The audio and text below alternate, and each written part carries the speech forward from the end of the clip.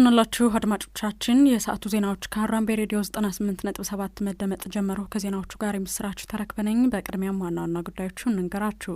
ኢትዮጵያን ጨምሮ ከተመድ የስደተኞች ኮሚሽን ጋር በአጋርነት የሚሰሩ ድርጅቶች የሰራተኞችን ዝርዝር ማቅረብ አለመቻላቸው ስለመገለጹ፣ በአዲስ አበባ የጥቁር ካርበን መጠን ከፍተኛ መሆኑ ስለመነገሩ፣ ጠበቆች በቀድሞ አሰራር ግብር እንዲከፍሉ ጥያቄ ስለመቅረቡ፣ በኮንጎ ኢቦላ ያስከተለው ሞት በአፍሪቃ ታሪክ ሁለተኛው አስከፊ ወረርሽኝ መሆኑ ስለመነገሩ፣ ዩኤኢ ከኢራን ጋር የንግድና የገንዘብ ዝውውር እንቅስቃሴን ስለማገዷና ሌሎች ጉዳዮችንም እንነግራችኋለን። አብራችሁን ቆዩ። ኢትዮጵያን ጨምሮ ከተመድ የስደተኞች ኮሚሽን ጋር በአጋርነት የሚሰሩ ድርጅቶች የሰራተኞችን ዝርዝር ማቅረብ አለመቻላቸው ተገለጸ። የተመድ ስደተኞች ከፍተኛ ኮሚሽን ከሚንቀሳቀስባቸው ሀገሮች መካከል ኢትዮጵያን ጨምሮ በ4 ሀገራት የሚገኙ ድርጅቶች የሰራተኞችን ዝርዝር እንዲያቀርቡና የደሞዝ መረጃ እንዲሰጡ ሲጠየቁ ማቅረብ አለመቻላቸውን የተባበሩት መንግስታት ድርጅት አስታውቋል። የድርጅቱ የውስጥ ኦዲት ቢሮ ባወጣው ሪፖርቱ ከኢትዮጵያ በተጨማሪ ፓኪስታን፣ ባንግላዴሽና ቻድ ውስጥ የሚገኙ ድርጅቶች ከፍተኛ የማጭበርበር ስጋት ባለበት ምህዳር ውስጥ እንደሚሰሩ ማረጋገጡን ገልጿል። የተመድ በስደተኞች ኮሚሽን ላይ ያተኮረው ኦዲት ማጭበርበርን መከላከል፣ መለየትና የምላሽ አሰጣጥ ስርዓትን ለመገምገም ያለመ እንደሆነም ተገልጿል። ድርጅቱ 84 በመቶ የሚሆነው ስራው የሙስና አመላካች ስጋቶች ከፍተኛ በሆነባቸው ሀገሮች ነው ብሏል። በየአመቱ በርካታ ቢሊዮን ዶላሮች ግዢ እንደሚፈጸም የገለጸው የኦዲት ሪፖርቱ በ2025 በዓለም አቀፍ ደረጃ ከ10 ቢሊዮን ዶላር በላይ ስራ ላይ የዋለው ኮሚሽኑ በ2026 በጀቱ 8.5 ቢሊዮን ዶላር መሆኑን ጠቁሟል።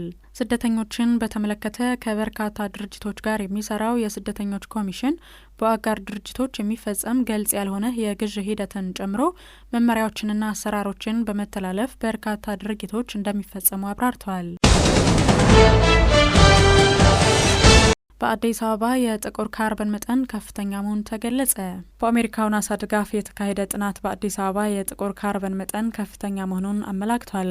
ጥናቱ እንዳመላከተው በከተማዋ የተመዘገበው የጥቁር ካርበን መጠን በአሜሪካ ከሚገኙት ሎስ አንጀለስ፣ ቦስተንና አትላንታ ከተሞች ከ4 እስከ 9 እጥፍ ይበልጣል ተብሏል። ይህም መረጃ ናሳ በአዲስ አበባ በተከላቸው 10 የአየር ጥራት መለኪያዎች ባለፉት 5 ዓመታት ከተሰበሰበ መረጃ የተገኘ መሆኑን ጠቅሷል።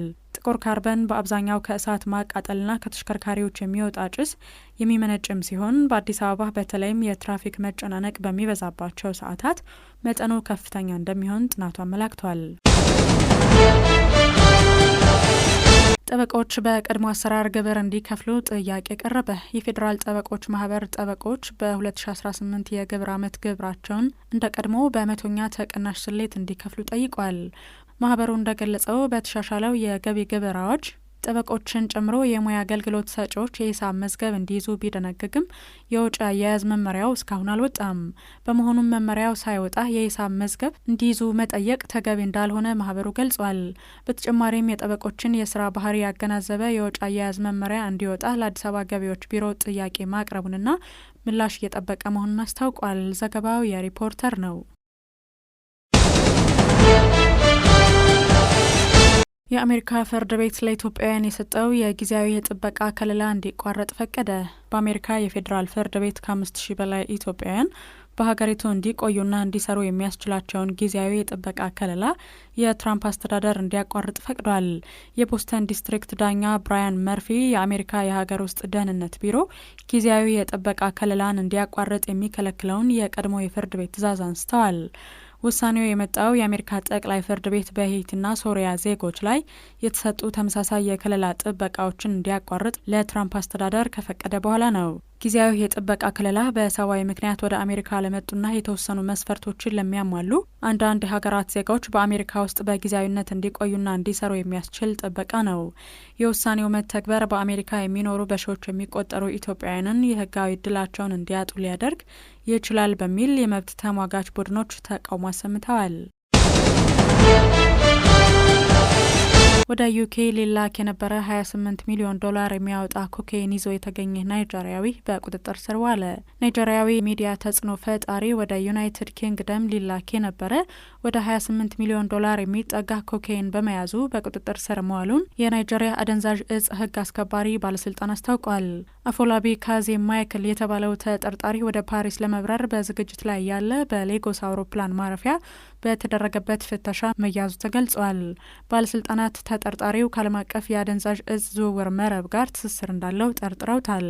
በኢንስታግራም ላይ ከ700 ሺህ በላይ ተከታዮች ያሉት የ49 ዓመቱ ማይክል ኬሲ ሌክዠሪ በሚል ስም የሚታወቅ ሲሆን በማህበራዊ ሚዲያ ገጾቹ ላይ በወርቅና በቅንጦት እቃዎች ንግድ ላይ የተሰማራ ነጋዴ ሆኖ ራሱን ያቀርብ እንደነበር ተገልጿል።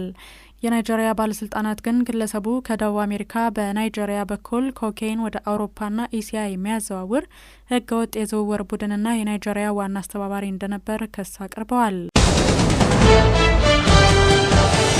በኮንጎ ኢቦላ ያስከተለው ሞት በአፍሪቃ ታሪክ ሁለተኛው አስከፊ ወረርሽኝ መሆኑ ተነገረ። በዲሞክራቲክ ሪፐብሊክ ኮንጎ ከወራት በፊት የተከሰተው የኢቦላ ወረርሽኝ 47.3 በመቶ የሞት ምጣኔ በማስመዝገብ በአፍሪቃ ታሪክ ሁለተኛው አስከፊ የኢቦላ ወረርሽኝ መሆኑ ተገልጿል። በወረርሽኙ 5021 ሰዎች በቫይረሱ የተያዙ ሲሆን 2378 ሰዎች ህይወታቸውን ማጣታቸውን የኮንጎ ጤና ሚኒስቴር መረጃ አመላክቷል። ወረርሽኙ በዲሞክራቲክ ሪፐብሊክ ኮንጎ 6 ግዛቶችን ያጠቃም ሲሆን ኢቱሪ ግዛት የወረርሽኙ ዋነኛ ማዕከል ሆና ቆይታለች። ከኮንጎ በተጨማሪ ወደ ዩጋንዳ የተስፋፋ ወረርሽኝም በዓለም አቀፍ ደረጃ በሐምሌ 21 ቀን መጠናቀቁ ተገልጿል። ወረርሽኙን ያስከተለው የቡንዲ ቡጊዩ የኢቦላ ቫይረስ ዝርያም ሲሆን ለዚህም ዝርያ የሚያገለግል ክትባት አሁንም በምርመራና በሙከራ ደረጃ እንዳለ ተገልጿል።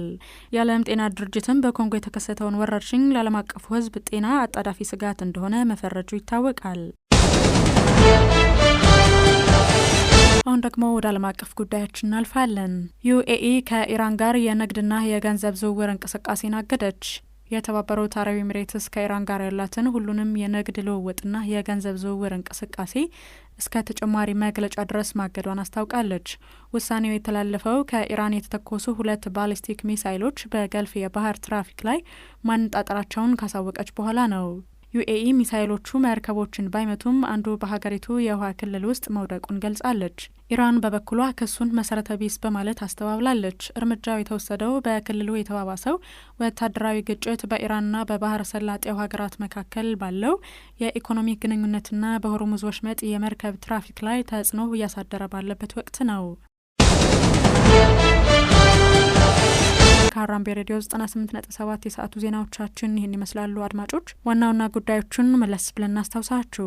ኢትዮጵያን ጨምሮ ከተመድ የስደተኞች ኮሚሽን ጋር በአጋርነት የሚሰሩ ድርጅቶች የሰራተኞችን ዝርዝር ማቅረብ አለመቻላቸው ስለመገለጹ፣ በአዲስ አበባ የጥቁር ካርበን መጠን ከፍተኛ መሆኑ ስለመነገሩ፣ ጠበቆች በቀድሞ አሰራር ግብር እንዲከፍሉ ጥያቄ ስለመቅረቡ፣ ከአፍሪቃና ዓለም አቀፍ ጉዳዮቻችን በኮንጎ ኢቦላ ያስከተለው ሞት በአፍሪቃ ታሪክ ሁለተኛው አስከፊ ወረርሽኝ መሆኑ ስለመነገሩ፣ ዩናይትድ አረብ ኤሚሬትስ ከኢራን ጋር የንግድና የገንዘብ ዝውውር እንቅስቃሴን አገደች ስለመባሉና ሌሎች ጉዳዮችንም ስንገልጽላችሁ ቆየን። ከዜናዎቹ ጋር የምስራች ተረክ በነበርኩኝ። የምስራች የምትሰሙበት መልካም ዕለት እንዲሆንላችሁ እንመኛለን። ሌሎች ጣቢያችን መሰናዶዎች መደመጣቸውን ይቀጥላሉ።